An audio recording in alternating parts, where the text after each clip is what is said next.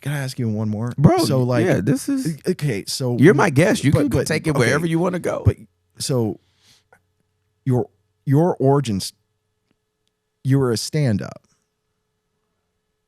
Did stand-up help you become a communicator? Immensely, and I was a rapper too. Okay. So I started rapping when I was 9. Started battle rapping at 13.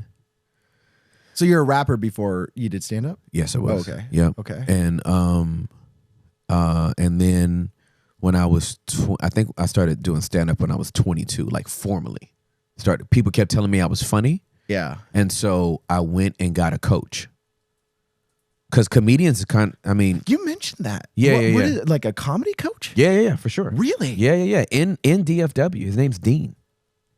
Really? And this dude is like low key. He's not a loud dude, but any like local Dallas comic, they probably went through Dean.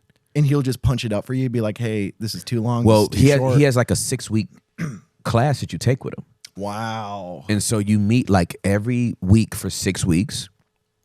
And then your graduation is 3 minutes at the Improv. It's almost like a recital.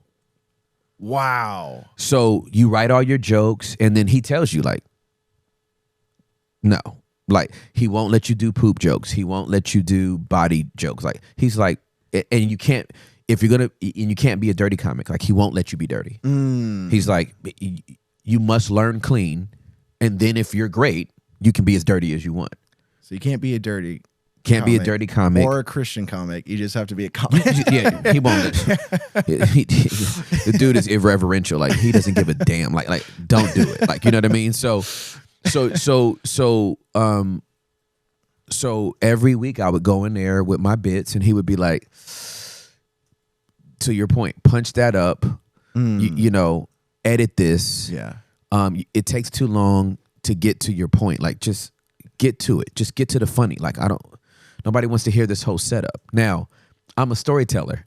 Yeah. So that's my natural default. So he taught me how to write jokes, but I'm not a joke teller. Right. So, but in the same way, what he gave me by forcing myself to do something that's not my natural bent, I did learn how to get to the funny, how to have my premise and my setup and then my punch, right? And my misdirection and all that. Now, in a season where I get to control how I want to do this, Yeah. I'm taking all that I learned and I'm still just giving it through my stories.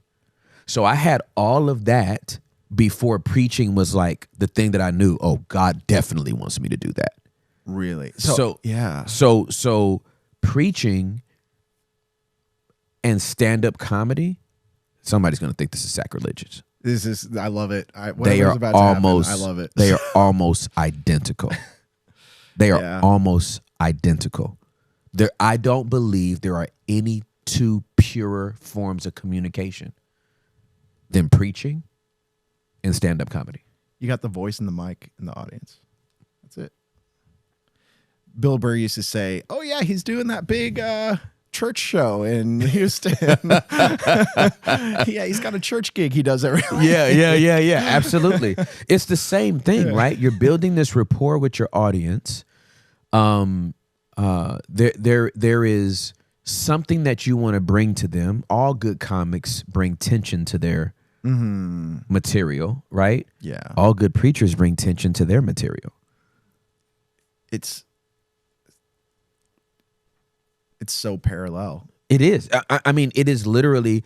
I don't know. It's not. I don't know. There are no too few. There are not two purer forms of communication than the preaching of Jesus Christ and Him crucified, and doing stand-up comedy. Because you must enter both spaces with truth. In preaching, you must enter with the truth, Yeah. who has a name, and his name is Jesus, right? It's not a doctrine or whatever. If you're going to preach, you must enter with the truth.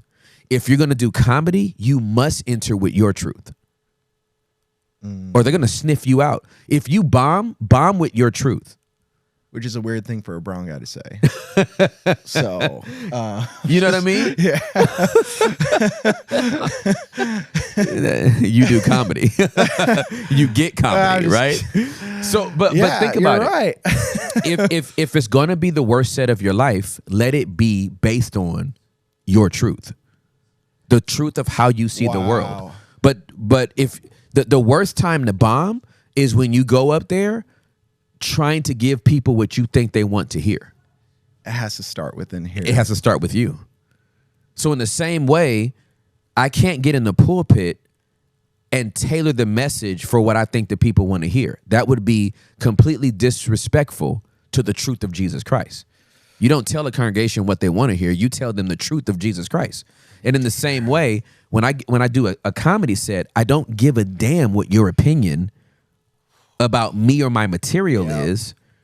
If you receive it, great. If you don't, this is what I'm standing on it. You can boo me off the stage, but you're booing me off with my truth. And I can sleep good at night knowing I gave you my perspective of the world. Yeah. You don't have to receive it. You know what's interesting too?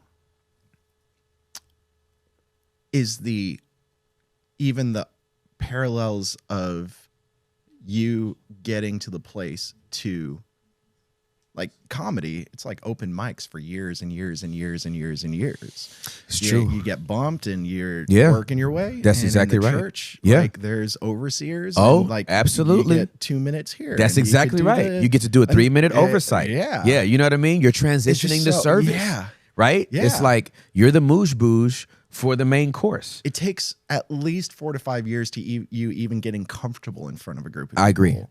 I absolutely agree. And comfortable with your voice, comfortable with your cadence, Finding your voice. finding your voice. What is your thing? Absolutely. And then getting other voices out of your head, Yeah. right? Because you're always inspired by the people that make you inspired to do what you do. And then, like, those people that inspired you, then you have to detox from them. Oh, yes. Yes. Right? Yes. Yeah. Why? You are your mentors. That's You are the exactly people right. you like. That's even exactly right. even like my mentor. Yeah. It took years for me to find my voice. I'm sure there's preachers out there right now saying, like, there's so much without that reminds me of Tim. Absolutely. That reminds me of Tim. Yeah. Absolutely correct. Tim.